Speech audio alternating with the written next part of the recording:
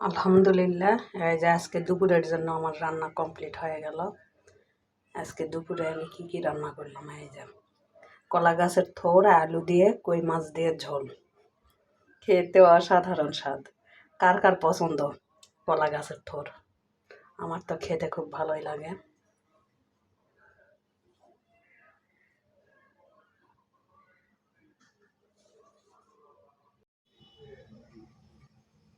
এই যে এটা কলার গাছের থোড়, আর এই থোড়টা এই যে দেখেন এতটাই চিকন, মানে অনেক চিকন।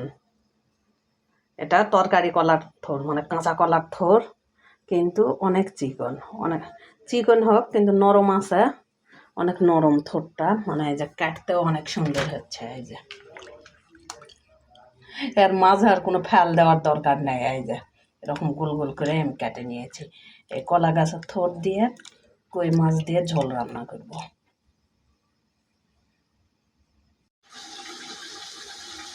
এই যে মাছগুলো আমি কষানো আর পরে উঠায় রাখছি।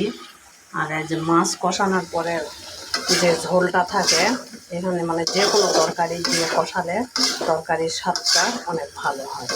ঝোলের যে কোনো তরকারি মাছ কষানোর পরে, মাছ উঠায় রাখার পরে যে ঝোলটা থাকে ওটাতে কষালে অনেক স্বাদ হয়, খেতে খুব ভালো লাগে।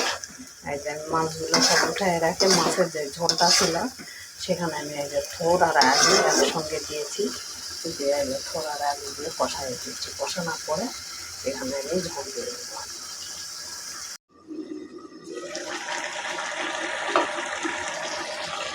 এই যে এইদিকে তরকারিটাও কষানো হচ্ছে। কলা গাছের থোড় আর আলু, এইদিকে তরকারিটাও কষানো হচ্ছে। আর যেহেতু প্রচণ্ড গরম, আর এই গরমের মধ্যে রান্নাঘরে রান্না করতে গেলে তো আরও বেশি গরম লাগে যায়, রান্নাঘরে তো সেই গরম। এই যে অতিরিক্ত বেশি গরমের জন্য এই যে ফ্রিজ থেকে তরমুজ বের করে নিয়ে এসে কাটলাম। এখন রান্না বান্না কমপ্লিট করে তরমুজ খাওয়া লাগবে। আর এই ঠান্ডা ঠান্ডা তরমুজ গরমের দিনে খেতে কী যে স্বাদ, এক কথায় অসাধারণ। রান্না বান্না করার পরে ঠান্ডা ঠান্ডা তরমুজ খেতে হবে প্রতিদিন দুপুরবেলা। ফ্রিজ থেকে বের করে ঠান্ডা ঠান্ডা তরমুজ এরকম খেতে অসাধারণ স্বাদ, এক কথায়।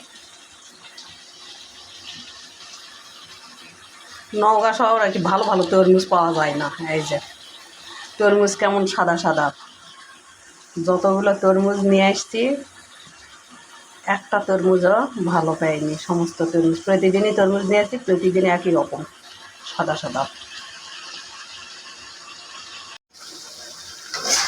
অনেকে কিন্তু শুনে মনে করতেছে কলার গাছের থোড়ের আবার মানুষ ঝোল খায়, চরচড়ি আর ভ্যাজি খায়, ঝোল কি খাওয়া যায়? তবে এই যে দেখেন তরকারিটা মানে কষাতে দেখে মনে হচ্ছে কত সুন্দর। এই যে তরকারিটা কষাতে মনে বোঝা যাচ্ছে যে কত সুন্দর লাগবে। তবে ঝোল খেতে কিন্তু ভালোই লাগে। শিবারা যারা ঝোল কোনো দিন খাননি একদিন খাই দেখবেন রান্না করে এইভাবে। তরকারিটা আমার কষানো হয়ে গেল, এখন এখানে প্যানে দিচ্ছি। ঝোলটা আমি খুব বেশি রাখবো না, মানে খুব বেশি ঝোল রাখলে আবার ভালো লাগবে না খেতে। ওই জন্য একটু মানে ঝোলের পরিমাণটা একটু কম, কিন্তু ঝোল খেতে কিন্তু ভালোই লাগে।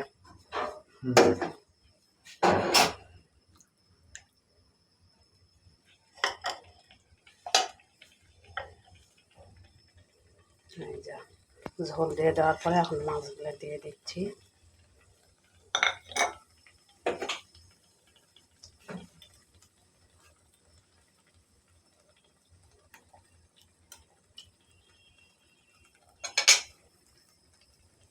এই যে মাছ দেওয়ার পরে এখন ঢাকনা চাপা দিয়ে আরও বেশ কিছুক্ষণ রান্না করতে হবে।